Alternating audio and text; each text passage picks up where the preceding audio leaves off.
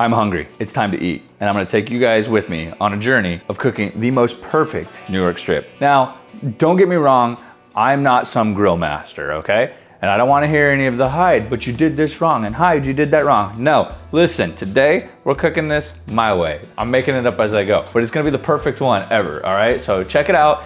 This is how I grill. I'm super hungry, but I'm just feeling like eating a steak right now. So I'm gonna take you guys through how I make my steaks. This is like the third one I've ever made, and it's come out great every time. And I'm gonna teach you how to make the perfect steak in just a few simple steps. Let's go. So here I have a New York strip from Omaha Steaks. I take these and I put them in the refrigerator overnight so they thaw out, they get beautiful, and then I'll leave it out on the counter for just a few minutes to get to room temperature. So that's what we're gonna do right now. Now, I was mostly kidding about the don't tell me this or that because I'm always open to constructive criticism. You're not gonna hurt my feelings. This is something that I'm getting into and I'm teaching myself how to do. I've never been a huge steak fan, never disliked it, but it's something kind of new to me. So I've been teaching myself how to make a great steak. There's a couple of very important steps that I think people often forget to do when preparing food in general, but a steak. First, wash your hands, you dirty animals.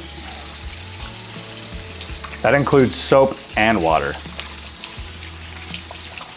Another really important step that I think a lot of people don't do is to dry the meat. So I like to take a paper towel and dry the meat out as much as I can so that way we get a nice hard sear.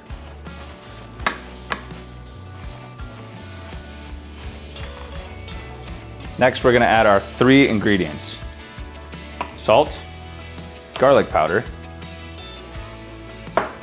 and black pepper. You don't need anything more than this.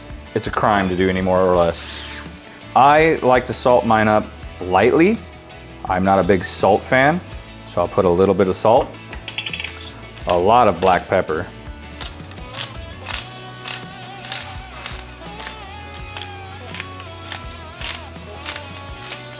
and definitely a generous amount of garlic, even though I'm a vampire.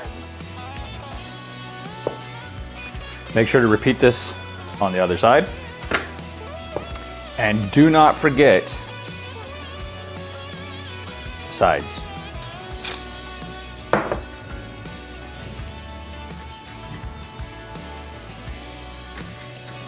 All right, so the next thing is we've got to start the grill.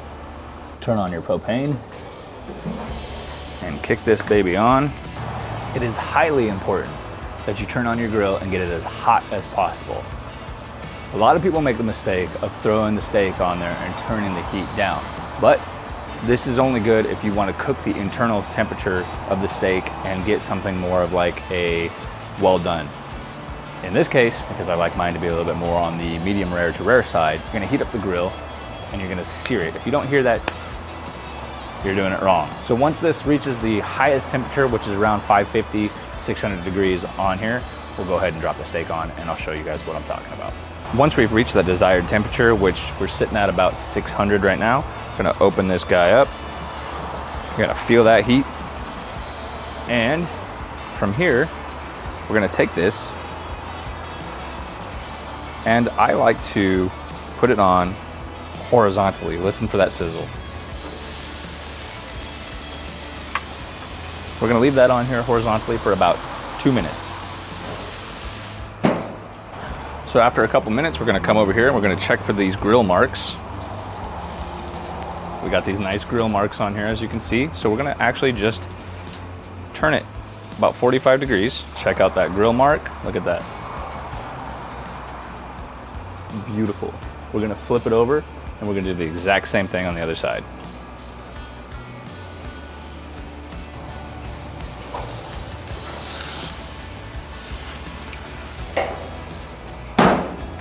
And this is what it should look like when it's done. You got a nice, beautiful sear on the outside.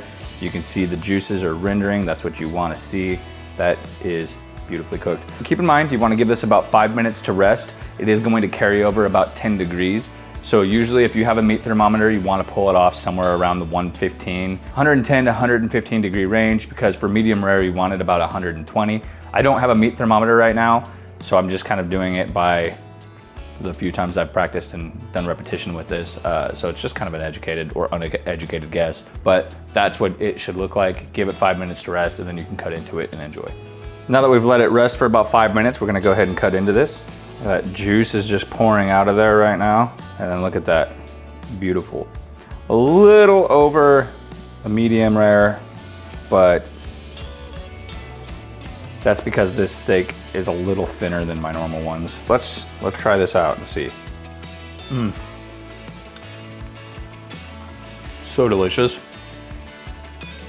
Next step, cut this up, plate it with any of your sides, crack open a cold one, and enjoy. Now, generally speaking, I do enjoy mine a little bit more rare than this. This steak was a little thinner than the ones I usually cook. I guess I was trying to overcook it then undercook it for the video, just in case. I didn't want it to come out looking too raw. So I might have overcompensated for that. Generally speaking, mine don't come out this well done. It's not bad. It's not terribly overcooked. It's a little bit more cooked than I generally prefer. The flavor on here is absolutely incredible. The sear came out perfect. The seasonings cooked well into the skin. So flavor-wise, 10 out of 10. It's incredible. It's delicious.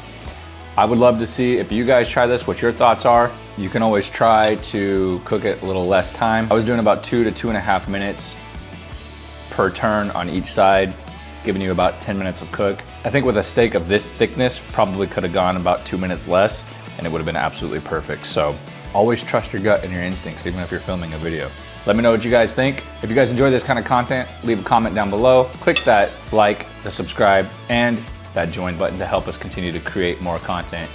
If you guys want to take it a step further, get exclusive member-only content, opportunities to travel to Japan with me and some of our other members, plus our current giveaway. We are giving away a free trip to California for a free tattoo session with Soarin Gabor of Sugar City Tattoo. Your flight, hotel, and tattoo session will be covered by me. Once we hit 1,500 Patreon members, we're gonna be doing a giveaway of that. So make sure you guys join us on Patreon at patreon.com/Bokuwahyde. We love your faces. Thank you guys for the support and enjoy your dinner. I know I will.